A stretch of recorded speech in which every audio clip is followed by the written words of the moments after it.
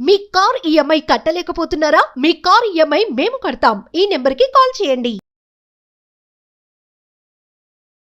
నమస్తే, welcome back to Suman TV. నేను మీ సంజయ్. ఈరోజు మనతో పాటు ఉన్నారు హైకోర్టు అడ్వకేట్ నవీన్ కుమార్ గారు. సార్తో మాట్లాడి డివోర్స్ కేసెస్ గురించి, అందులో ఇచ్చే పర్మనెంట్ అలౌమెంట్ గురించి కొన్ని విషయాలు తెలుసుకుందాం. నమస్తే సార్.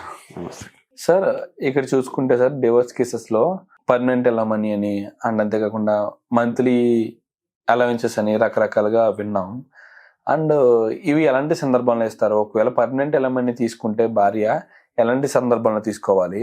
అండ్ మంత్లీ అలవెన్సెస్ తీసుకుంటే ఎలాంటి సందర్భంలో తీసుకోవాలంటారు? ఇప్పుడు మనం చూస్తున్నాం, చాలా మంది డైవర్స్ తీసుకున్న తర్వాత మెయింటెనెన్స్ కి అప్లై చేసుకుంటారు. హస్బెండ్ నుంచి వాళ్ళు మెయింటెనెన్స్ అడుగుతూ ఉంటారు అమ్మాయిలు. ఇందులో రెండు రకాలు. ఇప్పుడు మెయింటెనెన్స్ అన్నప్పుడు వాళ్ళకి ఏంటంటే పిల్లలు ఉన్నారనుకోండి, పిల్లలకి అండ్ వాళ్ళ మదర్కి కావాల్సినటువంటి మెయింటెనెన్స్ ని వీళ్ళు క్లెయిమ్ చేయొచ్చు. అండ్ అబ్బాయి ఇప్పుడు అబ్బాయికి ఒక ₹1,00,000 శాలరీ ఉందనుకోండి, వీళ్ళు ఇప్పుడు మనం చూస్తుంటాం 30-40%, 50% మాకు కావాలని చెప్పేసి అడుగుతూ ఉంటారు. బట్ అట్లాంటి సిచ్యువేషన్స్ లో ఏమైతుందంటే, ఇప్పుడు కోర్ట్ ఏం చేస్తుందంటే, ఫస్ట్ వాళ్ళ స్టేటస్ ఏంటి, వాళ్ళ ఫైనాన్షియల్ స్టేటస్ ఏంటి, వాళ్ళు ఎంత సంపాదిస్తున్నారు, మనం ఎంతవరకు ఇవ్వచ్చు. అండ్ ఇప్పుడు ఒక పిల్లలు ఉన్నారనుకోండి, 2 పిల్లలు ఉంటే పిల్లలకు కావాల్సిన చదువులకు సంబంధించి అండ్ వాళ్ళ బట్టలు కానీ వాళ్ళ మెయింటెనెన్స్కి, అంటే లైఫ్ లాంగ్, అంటే వాళ్ళ ఒక మంత్లీ మెయింటెనెన్స్ కావాల్సిన అమౌంట్ ఎంత అవుతుంది అనేది వాళ్ళు మనం కోర్టుకి సమర్పించాలి. కోర్టు రెస్పాండెంట్ ఆర్గ్యుమెంట్స్ ని కన్సిడర్ చేసుకుంటూ ఆయన నిజంగా అతనికి ఎంత శాలరీ ఉంది, అతని స్థితిగతులు ఏంటి, అవన్నీ చూసుకొని, అతనికి ఇంకా వేరే పిల్లలు ఉన్నారా, అతనికి ఇప్పుడు ఇంకా 2 పెళ్ళయిందా ఏంది అనేది అన్ని చూసుకొని, దాన్ని బేస్ చేసుకొని కోర్టు అనేది ఆర్డర్ ఇస్తూ ఉంటది.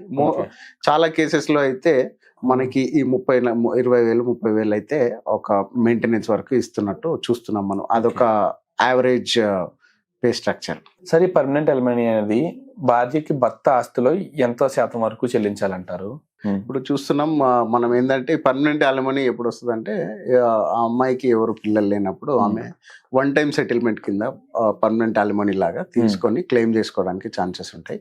అది మళ్ళీ ఇప్పుడు మనకి 10%, 30%, 10-30% వాళ్ళు క్లెయిమ్ చేసుకోవడానికి ఉంటుంది.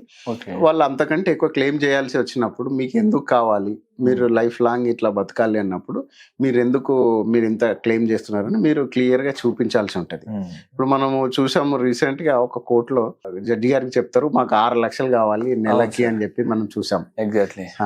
అప్పుడు ఏమైందంటే, జడ్జి గారు అడిగారు, నేను ఒక అమ్మాయినమ్మా, నాకు 6 లక్షలు అయితే ఖర్చు అవ్వదు కదా, ఎందుకు మీకు ఇంత కావాలి అని చెప్పి అడిగినప్పుడు, మేము ఈ బ్రాండ్ బట్టలు కొనాలి, ఆ బ్రాండ్ బట్టలు కొనాలి అని చెప్తే, వీళ్ళు కొనాలి అని అనుకున్నప్పుడు మీరు సంపాదించి మీరు కొనుక్కోవాలి, అంతేగాని మీ హస్బెండ్ నుంచి మీరు ఎలా బతకాలో మీరు అని చెప్పి మీ హస్బెండ్ ని మీరు అడగలేరు.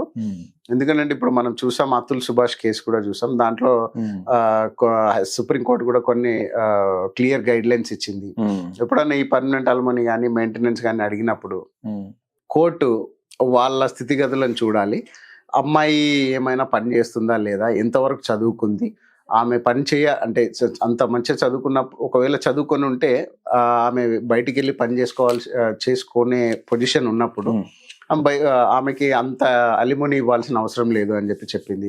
అట్లాగే ఇంకోటి, ఆ భర్తకి ₹1,00,000 శాలరీ వస్తే వీళ్ళు 20,000 50,000 అడగాలి, 60,000 అడగాలి అని అలా ఏముండదు. ఒక మనిషికి సరిపడినంత, మనకి నార్మల్ గా బతకడానికి ఎంతైతే కావాలో అంత మాత్రమే ఇవ్వాలని చెప్పింది. అంతకు మించి లగ్జరీస్ కావాలి అనుకున్నప్పుడు వాళ్ళే ఎర్న్ చేసుకోవాలని చెప్పి కూడా సుప్రీంకోర్టు గైడ్ లైన్స్ లో చెప్పింది. ఒక భార్య భర్తల బంధాన్ని తెంచుకున్నా సరే, ఒక భర్తగా, ఒక మాజీ భర్తగానా సరే, ఆమెని పోషించాల్సిన బాధ్యత అనేది భర్తపై ఉంది, విడాకులు తీసుకున్నా సరే. అంతేగాని ఆమె ఆర్భాటాలకి, హంగులకి మాత్రం చెల్లించాల్సిన అవసరం అయితే లేదు. Thank you sir.